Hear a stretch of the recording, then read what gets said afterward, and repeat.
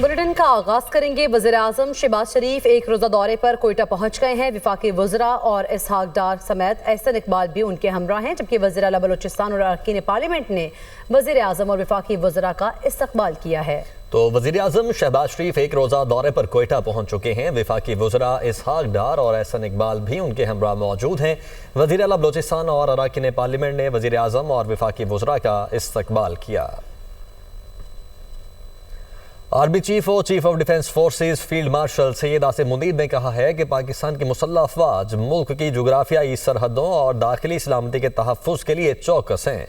उन्होंने लाहौर गैरिजन और CMH में हाई केयर सेंटर का दौरा किया, जवानों से खिताब भी किया। इस्लामाबाद से खुसूसी रिपोर्ट देखिए। फील्ड मार्शल सैयद आसिम मुनीर का लाहौर गैरिजन का दौरा, ऑपरेशनल तैयारियों का जायजा, ट्रेनिंग, मश्क, जवानों की तफरीही व स्पोर्ट्स सहूलियात का जायजा लिया। हाई केयर सेंटर भी गए। ISPR के मुताबिक लाहौर गैरिजन में आर्मी चीफ व chief of defence forces field marshal Syed Asim Munir को पाक फौज के तरबियती म्यार और जंगी सलाहियत बढ़ाने से मुतल्लिक ब्रीफिंग दी गई। फील्ड मार्शल ने फील्ड ट्रेनिंग मश्क का मुशाहिदा किया, जिसमें जदीद तरीन टेक्नोलॉजीज के इस्तेमाल का अमली मुजाहरा शामिल था। ये मश्क मुस्तकबिल के जंगी माहौल से हम आंगी, जिद्दत और लचक पर पाक फौज की भरपूर और मुअस्सर तवज्जो को उजागर करती है। फील्ड मार्शल ने मुस्तकबिल के मैदान जंग से हम आंगी के लिए जिद्दत और इनोवेशन पर जोर दिया। कौमी सलामती को दरपेश किसी भी खतरे पर जीरो टॉलरेंस पॉलिसी के अज़्म का इयादा करते हुए कहा कि मुसल्लह अफवाज आला मियार, नज़्म व ज़ब्त और बेलोस कौमी खिदमत के कल्चर को फरोग दे रही हैं। मुसल्लह अफवाज मुल्क की खुद मुख्तारी, इलाकाई सालमियत और दाखिली इस्तेहकाम के तहफ़्फ़ुज़ के लिए पुरअज़्म है। फील्ड मार्शल का कहना था कि पाक फौज हर चैलेंज से निपटने के लिए तैयार है। मुसल्लह अफवाज मुल्क की सलामती के तहफ़्फ़ुज़ के लिए हम वक्त तैयार हैं। मुल्क की जोग्राफियाई सरहदों और दाखिली सलामती के लिए चौकस हैं। कबल अज़ीं चीफ ऑफ डिफेंस फोर्सेज की लाहौर गैरिजन आमद पर कोर कमांडर लाहौर ने इस्तकबाल किया। पाक फ़ज़ाइया के सरबरा air chief marshal Zaheer Ahmed Babar Sidhu का सऊदी अरब का सरकारी दौरा। सऊदी अरब पहुंचने पर एयर चीफ को रॉयल सऊदी एयरफोर्स की जानिब से गार्ड ऑफ ऑनर पेश। एयर चीफ की सऊदी फ़ज़ाइया के कमांडर और चीफ ऑफ जनरल स्टाफ से अहम मुलाकातें। पाकिस्तान और सऊदी अरब के दरमियान दिफाई ताउन मज़ीद मजबूत बनाने पर इत्तफ़ाक़, इलाकाई सिक्योरिटी सूरत हाल और मुस्तक़बिल के दिफाई इश्तराक पर तफसीली तबादला ख्याल, मुश्तरका तरबियत, ऑपरेशनल ताउन और पेशा वराना तजुर्बात के तबादले पर जोर। पाकिस्तान सऊदी दिफाई मुआहदा बाहमी एतमाद और बरादराना ताल्लुकात की अलामत करार। सऊदी दिफाई क़यादत की पाक फ़ज़ाइया की पेशा वराना महारत और जंगी तैयारी की तारीफ। सऊदी अरब का पाक फ़ज़ाइया के साथ मुश्तरका तरबियत बढ़ाने में गहरी दिलचस्पी का इजहार। इलाकाई अमन और इस्तेहकाम में पाकिस्तान के मुस्बत किरदार को सराहा गया। दौरे पाकिस्तान और सऊदी अरब के दरीना स्ट्रेटेजिक शराकत दारी का आगाज़। दिफा और एविएशन शोबों में ताउन मज़ीद वुसअत देने के अज़्म का अयादा। वज़ीर आला पंजाब मरियम नवाज ने कहा है कि मजहबी मुनाफरत तकसीम को रोकना तमाम उलमा इकराम की जिम्मेदारी है। कुछ लोगों ने एहतजाज के नाम पर रियासत को यरगमाल बनाया। जलाओ घेराओ, सड़कें बंद करने को मजहब का नाम देते हैं। फितना फैलाने वालों ने इमला को नुकसान पहुंचाया। कानून के मुहाफिजों को बेगुनाह शहीद किया गया। रियासत पूरी कुव्वत से मजलूम को इंसाफ दिलाएगी। फितने को पनपने की इजाज़त नहीं दी जाएगी। हुकूमत और आइमा इकराम में आपसी ताल्लुक मजबूत होना चाहिए।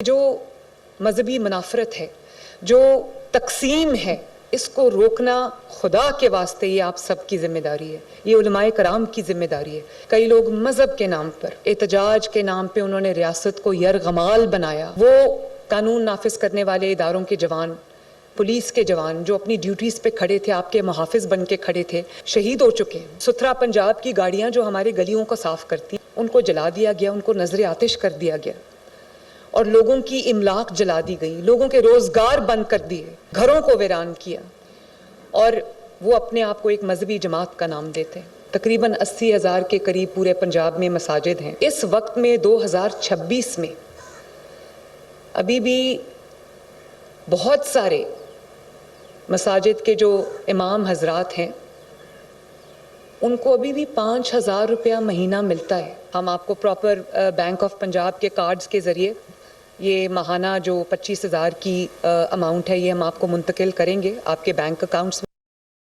अमेरिका के बगैर नेटो बेबस है। चीन और रूस सिर्फ हमसे डरते हैं। अमेरिकी सदर ट्रंप का ट्रूथ सोशल पर बयान में नेटो ममालिक पर तनकीद करते हुए कहना था कि ज्यादातर ममालिक अपनी 2% जीडीपी की जिम्मेदारी पूरी नहीं कर रहे थे। अमेरिका सबका बोझ उठा रहा था। मैंने कोशिश करके बाज ममालिक को 5% तक अदायगी करने पर मजबूर किया। नेटो हमारे साथ खड़ा हो या ना हो, अमेरिका हमेशा नेटो के लिए मौजूद रहेगा। मैंने अकेले 8 जंगें खत्म कराई और लाखों जानें बचाई। ये हकीकी कामयाबी है। मैं ना होता तो रूस पूरे यूक्रेन पर कब्जा कर चुका होता। मुझे नोबेल अमन इनाम नहीं दिया गया, लेकिन इससे फर्क नहीं पड़ता।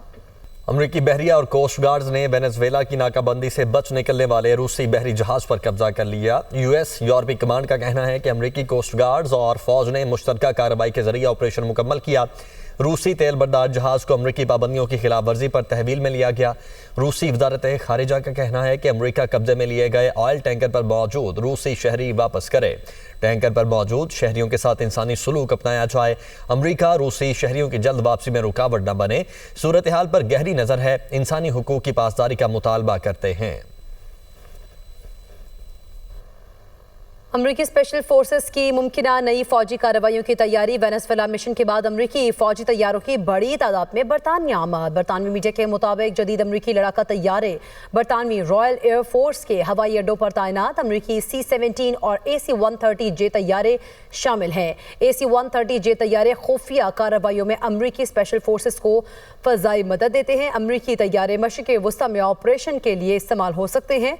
बरतानवी वजारत दिफा का गैर मुल्की फौजी सरगर्मियों में तबसरे से इनकार। अमरीकी शहर सॉल्ट लेक सिटी में चर्च के करीब फायरिंग, 2 अफराद हलाक, 6 जख्मी हो गए। Salt lake city police department ने अपने बयान में बताया कि हमलावर फायरिंग के बाद फरार हो गया। पुलिस की भारी नफरी जाए वक़ुआ पर मौजूद है। हमलावर की तलाश भी जारी है।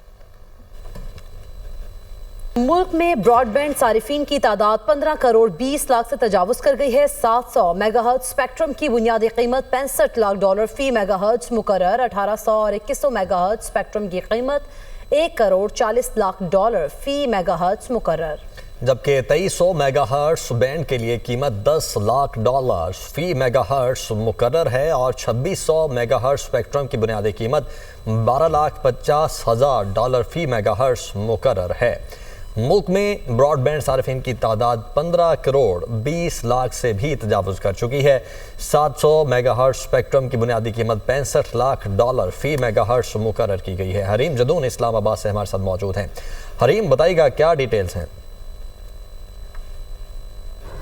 देखिए आमिर, वफाकी हुकूमत ने 5G स्पेक्ट्रम के हवाले से जो समरी वफाकी काबीना ने मंजूर की थी, फाइनली उसका जो ड्राफ्ट है, जो पॉलिसी डायरेक्टिव है, वो PTA को मौसूल हो चुका है। गुज़िश्ता रात ये PTA को मौसूल हुआ है। अब इसके बाद PTA एक इंफॉर्मेशन मेमोरेंडम जारी करेगा जो कि मंडे तक एक्सपेक्टेड है कि वो जारी कर दिया जाएगा।